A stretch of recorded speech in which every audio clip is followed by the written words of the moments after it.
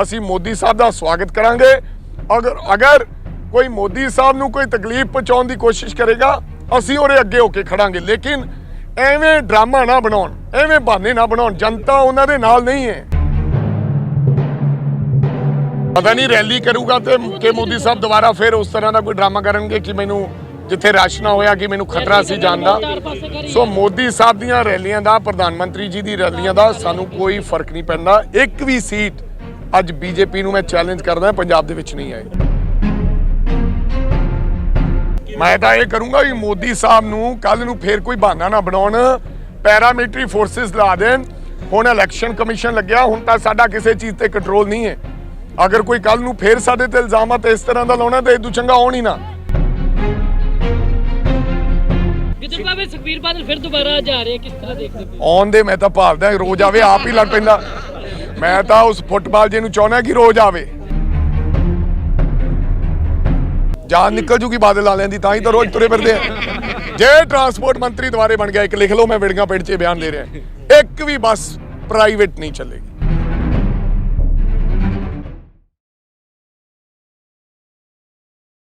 ਪ੍ਰਧਾਨ ਮੰਤਰੀ ਨਰਿੰਦਰ ਮੋਦੀ ਦੇ ਪੰਜਾਬ ਦੌਰੇ ਨੂੰ ਲੈ ਕੇ ਰਾਜਾ ਵੜਿੰਗ ਨੇ ਕਿਹਾ ਹੈ ਕਿ ਉਹਨਾਂ ਦੀਆਂ ਰੈਲੀਆਂ ਦਾ ਕਾਂਗਰਸ ਨੂੰ ਕੋਈ ਫਰਕ ਨਹੀਂ ਪੈਂਦਾ।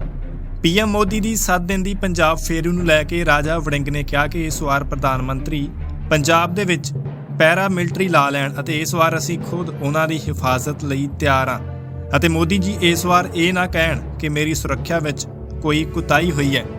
ਨਾਲ ਹੀ ਰਾਜਾ ਵੜਿੰਗ ਨੇ ਕਿਹਾ ਹੈ ਕਿ ਇਸ ਵਾਰ ਸੁਖਬੀਰ ਬਾਦਲ ਦਾ ਫੁੱਟਬਾਲ ਬਣਾਵਾਂਗਾ। ਜੱਦੀ ਪਿੰਡ ਪਹੁੰਚੇ ਕਾਂਗਰਸ ਲਈ ਪ੍ਰਚਾਰ ਕਰਨ ਲਈ, ਕੀ ਕਹਿਣਾ ਚਾਹੁੰਦੇ ਹੋ? ਯਾਰ ਸਾਡਾ ਜੱਦੀ ਪਿੰਡ ਤਾਂ ਮੈਂ ਪਹੁੰਚਦਾ ਹੀ ਰਹਿਣਾ। ਮੈਂ ਆਪਦੇ ਆਂਟੀ ਵਾਸਤੇ, ਕਰਨ ਕੌਰ ਬਰਾੜ ਜੀ ਵਾਸਤੇ ਵੋਟ ਮੰਗਣ ਵਾਸਤੇ ਆਇਆ ਤਾਂ ਮੇਰਾ ਫਰਜ਼ ਬਣਦਾ ਕਿ ਪਿੰਡ 'ਚ ਆ ਕੇ ਹਾਜ਼ਰੀ ਲਵਾਵਾਂ ਤੇ ਲੋਕਾਂ ਨੂੰ, ਆਪਦੇ ਚਾਚੇ ਤਾਇਆਂ ਨੂੰ ਬੇਨਤੀ ਕਰਾਂ ਕਿ ਵੱਧ ਤੋਂ ਵੱਧ ਵੋਟਾਂ ਪਾ ਕੇ ਕਾਂਗਰਸ ਪਾਰਟੀ ਨੂੰ ਇੱਥੋਂ ਭੇਜੋ ਤੇ ਇਹ ਸੀਟ ਜਿੱਤੀਏ ਅਸੀਂ। ਮੋਦੀ ਸਾਹਿਬ ਦੀ ਜਿਹੜੀ ਹੁਣ ਰੈਲੀ ਸ਼ੁਰੂ ਹੋ ਰਹੀ ਹੈ ਪੰਜਾਬ ਦੇ ਵਿੱਚ 20 ਤਰੀਕ ਤੱਕ ਉਹਨਾਂ ਦੇ ਵੱਲੋਂ ਕੀ ਕਹਿੰਦੇ ਰੈਲੀਆਂ ਕੀਤੀਆਂ ਜਾਣੀਆਂ, ਕਿਵੇਂ ਦੇਖਦੇ ਹੋ? ਪਤਾ ਨਹੀਂ ਰੈਲੀ ਕਰੂਗਾ ਤੇ ਕਿ ਮੋਦੀ ਸਾਹਿਬ ਦੁਬਾਰਾ ਫਿਰ ਉਸ ਤਰ੍ਹਾਂ ਦਾ ਕੋਈ ਡਰਾਮਾ ਕਰਨਗੇ ਕਿ ਮੈਨੂੰ ਜਿੱਥੇ ਰਸ਼ ਨਾ ਹੋਇਆ ਕਿ ਮੈਨੂੰ ਖਤਰਾ ਸੀ ਜਾਣ ਦਾ।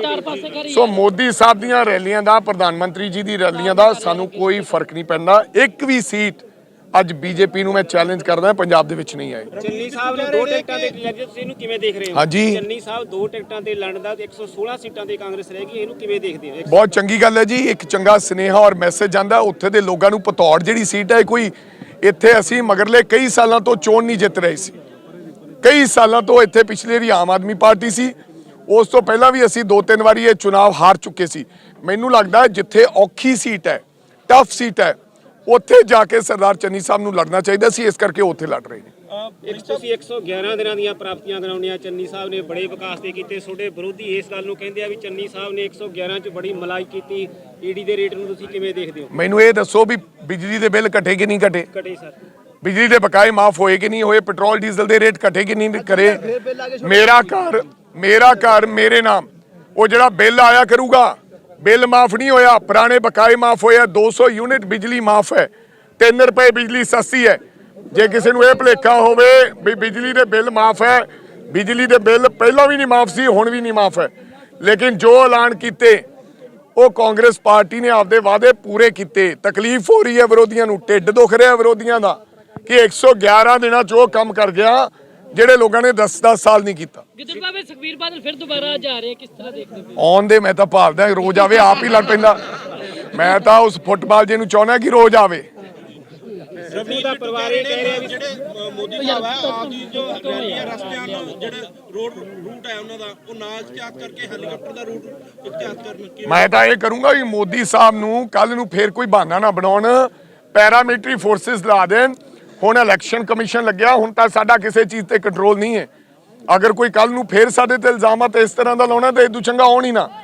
ਪੂਰੇ ਦੇਸ਼ ਦੇ ਪ੍ਰਧਾਨ ਮੰਤਰੀ ਆ, ਅਸੀਂ ਵੀ ਉਹਨਾਂ ਦੀ ਸੁਰੱਖਿਆ ਨੂੰ ਲੈ ਕੇ ਚਿੰਤਤ ਹੈ। ਲੇਕਿਨ ਪੰਜਾਬ ਦੇ ਅੰਦਰ ਸੁਰੱਖਿਆ ਨੂੰ ਲੈ ਕੇ ਉਹਨਾਂ ਨੂੰ ਕੋਈ ਐਸੀ ਗੱਲ ਹੋਈ ਨਹੀਂ। ਕਿਸੇ ਨੇ ਉਹਨੂੰ ਮੰਦਾ ਨਹੀਂ ਬੋਲਿਆ, ਕਿਸੇ ਨੇ ਉਹਨਾਂ ਨੂੰ ਗਾਲ ਨਹੀਂ ਕੱਢੀ, ਕਿਸੇ ਨੇ ਕੋਈ ਐਸੀ ਦੁਰਘਟਨਾ ਨਹੀਂ ਕੀਤੀ। ਅਚਨਚੇਤ ਉਹਨਾਂ ਨੇ ਸੜਕ ਦਾ ਦੌਰਾ ਕਰ ਲਿਆ ਤੇ ਉੱਥੇ ਰਸ਼ ਨਹੀਂ ਸੀ। ਉਹਨਾਂ ਨੇ ਆਖਿਆ ਪੁਲ ਤੇ ਖੜ ਕੇ ਕੋਈ ਬਹਾਨਾ ਬਣਾਓ। ਸੋ ਹੁਣ ਸਾਡੀ ਬੇਨਤੀ ਹੈ ਕਿ ਕਿਰਪਾ ਕਰਕੇ ਆਪਦੀ ਸਿਕਿਉਰਿਟੀ ਦਾ ਆਪ ਇੰਤਜ਼ਾਮਾਤ ਕਰਕੇ ਹੁਣ ਸਾਡੇ ਪੰਜਾਬ ਦਾ ਕੋਈ ਵਿਅਕਤੀ, ਅਸੀਂ ਮੋਦੀ ਸਾਹਿਬ ਦਾ ਸਵਾਗਤ ਕਰਾਂਗੇ। ਅਗਰ ਕੋਈ ਮੋਦੀ ਸਾਹਿਬ ਨੂੰ ਕੋਈ ਤਕਲੀਫ ਪਹੁੰਚਾਉਣ ਦੀ ਕੋਸ਼ਿਸ਼ ਕਰੇਗਾ ਅਸੀਂ ਉਹਦੇ ਅੱਗੇ ਹੋ ਕੇ ਖੜਾਂਗੇ। ਲੇਕਿਨ ਐਵੇਂ ਡਰਾਮਾ ਨਾ ਬਣਾਉਣ, ਐਵੇਂ ਬਹਾਨੇ ਨਾ ਬਣਾਉਣ, ਜਨਤਾ ਉਹਨਾਂ ਦੇ ਨਾਲ ਨਹੀਂ ਹੈ। ਸੀਐਮ ਦੇ ਚਿਹਰੇ ਨੂੰ ਲੈ ਕੇ ਸਿੱਧੂ ਸਾਹਿਬ ਦਾ ਪਰਿਵਾਰ, ਉਹਨਾਂ ਦੀ ਮਿਸਿਸ, ਉਹਨਾਂ ਦੀ ਬੇਟੀਆਂ ਬਈ ਰਾਜੀਆ ਕਹਿ ਰਹੇ ਆ ਵੀ ਸਿੱਧੂ ਸਾਹਿਬ ਦੇ ਪਰਿਵਾਰ, ਵੇਖੋ ਪਰਿਵਾਰ ਵਾਲੇ ਦੀ ਕੋਈ ਆਪਦੀ ਕੋਈ ਮਨ 'ਚ ਗੱਲ ਹੋਵੇ, ਮੈਂ ਕੀ ਕਹਿ ਸਕਦਾ। ਹੁਣ ਮੇਰੀ ਵਾਈਫ ਦੇ ਮਨ 'ਚ ਕੀ ਗੱਲ ਹੈ, ਮੈਂ ਕੀ ਕਹਿ ਸਕਦਾ। ਪਰ ਸਿੱਧੂ ਸਾਹਿਬ ਨੇ ਬਾਹ ਫੜੀ ਖੜੀ ਕਰਕੇ ਇੱਕ ਫਰਾਗ ਦਿਲੀ ਦੇ ਨਾਲ, ਹਾਲਾਂਕਿ ਸਿੱਧੂ ਸਾਹਿਬ ਵੀ ਮੁੱਖ ਮੰਤਰੀ ਦੇ ਦਾਅਵੇਦਾਰ ਨੇ, ਚੰਗੇ ਉਮੀਦਵਾਰ ਨੇ, ਚੰਗਾ ਵਿਅਕਤੀ ਹੈ, ਪੰਜਾਬ ਦੇ ਲੋਕਾਂ 'ਚ ਉਹਨਾਂ ਦੀ ਬਹੁਤ ਛਵੀ ਹੈ। ਲੇਕਿਨ ਅੱਜ ਜਿਹੜੀ ਡਿਮਾਂਡ ਸੀ ਪਬਲਿਕ ਦੀ, ਉਹ ਸਰਦਾਰ ਚਰਨਜੀਤ ਸਿੰਘ ਚੰਨੀ ਸਨ। ਆਮ ਲੋਕ ਕੇ ਚਾਹੁੰਦੇ ਸਨ ਕਿ ਇੱਕ ਗਰੀਬ ਬੰਦਾ, ਆਮ ਬੰਦੇ ਨੂੰ ਪੰਜਾਬ ਦਾ ਮੁੱਖ ਮੰਤਰੀ ਬਣਾਇਆ ਜਾਵੇ। ਤੇ ਰਾਹੁਲ ਗਾਂਧੀ ਜੀ ਨੇ ਦੋਵਾਂ ਵੱਡੇ ਲੀਡਰਾਂ ਨਾਲ, ਤਿੰਨਾਂ ਨਾਲ ਗੱਲ ਕਰਕੇ ਇਹ ਫਾਈਨਲ ਮੋਹਰ ਲਾਈ ਤੇ ਸਿੱਧੂ ਸਾਹਿਬ ਨੇ ਬਾਹ ਫੜੀ ਕਰਕੇ ਇਹ ਗੱਲ ਕਹੀ ਕਿ ਮੈਂ ਚੰਨੀ ਸਾਹਿਬ ਦੇ ਨਾਲ ਹੈ। ਇਸ ਤੋਂ ਵੱਡੀ ਫਰਾਗਦਿਲੀ ਹੋ ਨਹੀਂ ਸਕਦੀ। ਬੱਚਿਆਂ ਦਾ ਕਹਿਣਾ, ਘਰ ਵਾਲੀ ਦਾ ਕਹਿਣਾ, ਆਪਦੇ ਘਰ ਵਾਲੀ ਨੂੰ ਲੈ ਕੇ ਜਜ਼ਬਾਤੀ ਗੱਲਾਂ ਹੁੰਦੀਆਂ, ਉਹ ਕਹਿ ਦਿੰਦੇ ਆ, ਕੋਈ ਏਡੀ ਗੱਲ ਨਹੀਂ। ਜਾਖੜ ਸਾਹਿਬ ਨੇ ਵੀ ਕਿਹਾ ਵੀ ਮੇਰੇ ਨਾਲ 42 ਐਮਐਲਏ ਸੀ, ਆਪਣੇ ਦੂਜਾ ਜਿਹੜੀ ਮੈਡਮ ਨੇ ਉਹਨੇ ਨਰਪੋਲ ਜੀ 42 ਸੀ, 48 ਸੀ, 49 ਸੀ, 50 ਸੀ, ਹਰ ਬੰਦੇ ਦਾ ਹੱਕ ਹੈ। ਲੇਕਿਨ ਜਾਖੜ ਸਾਹਿਬ ਨੇ ਵੀ ਬਾਹ ਖੜੀ ਕਰਕੇ ਇਹ ਗੱਲ ਕਹੀ ਕਿ ਸਾਡਾ ਆਉਣ ਵਾਲਾ ਮੁੱਖ ਮੰਤਰੀ ਸਰਦਾਰ ਚਰਨਜੀਤ ਸਿੰਘ ਚੰਨੀ ਹੈ। ਫਿਰ ਉਸ ਤੋਂ ਬਾਅਦ ਇਸ ਗੱਲ ਦਾ ਕੋਈ ਸਵਾਲ ਨਹੀਂ ਰਹਿ ਜਾਂਦਾ। ਤੁਹਾਡੇ ਵੱਲੋਂ ਇੱਕ ਨਿੱਜੀ ਚੈਨਲ ਨੂੰ ਇੰਟਰਵਿਊ 'ਚ ਕਿਹਾ ਗਿਆ ਸੀ ਕਿ ਮੈਨੂੰ ਅਗਰ ਜੇ ਦੁਬਾਰਾ ਸਰਕਾਰ ਦੇ ਵਿੱਚ ਮੰਤਰੀ ਬਣਨ ਦਾ ਮੌਕਾ ਮਿਲਦਾ ਤਾਂ ਮੈਂ ਖਜ਼ਾਨਾ ਮੰਤਰੀ ਬਣੂੰਗਾ। ਠੀਕ ਹੈ, ਮੈਂ ਨਹੀਂ ਕਿਹਾ ਕਿਸੇ ਨੂੰ ਖਜ਼ਾਨਾ ਮੰਤਰੀ ਬਣਿਆ। ਮੈਂ ਕਿਹਾ ਜਿਹੜਾ ਮਹਿਕਮਾ ਖਰਾਬ ਹੈ, ਜਿਹੜਾ ਮਹਿਕਮਾ ਖਰਾਬ ਹੈ ਉਹ ਦੇ ਦਿੱਤਾ ਜਾਵੇ।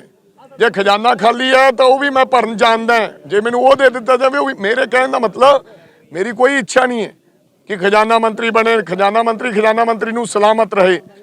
ਮੇਰੇ ਕਹਿਣ ਦਾ ਮਤਲਬ ਜਿਹੜਾ ਮਹਿਕਮਾ ਖਰਾਬ ਹੈ ਉਹਦੇ ਵਿੱਚ ਦਰੁਸਤ ਕਰਨ 'ਚ ਮੈਂ ਕੰਮ ਕਰਾਂ। ਦੁਬਾਰਾ ਟਰਾਂਸਪੋਰਟ ਮੰਤਰੀ ਬਣ ਕੇ ਫਿਰ ਜਾਨ ਨਿਕਲ ਜੂਗੀ ਬਾਦਲ ਵਾਲਿਆਂ ਦੀ, ਤਾਂ ਹੀ ਤਾਂ ਰੋਜ਼ ਤੁਰੇ ਫਿਰਦੇ ਆ।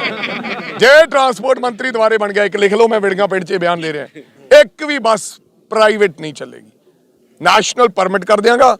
ਇਹਨਾਂ ਤੋਂ ਸਾਰੀਆਂ ਬਾਦਲ ਵਾਲਿਆਂ ਦੀਆਂ ਬੱਸਾਂ ਬੋਲੀ ਲਾ ਕੇ ਕਾਂਗਰਸ ਸਰਕਾਰ ਖਰੀਦੂਗੀ ਤੇ ਸਾਰਿਆਂ ਤੇ ਰੰਗ ਫੇਰ ਕੇ ਪੀਆਰਟੀਸੀ ਤੇ ਪਨਬੱਸ ਦੀਆਂ ਬੱਸਾਂ ਬਣਾ ਦੂੰਗਾ।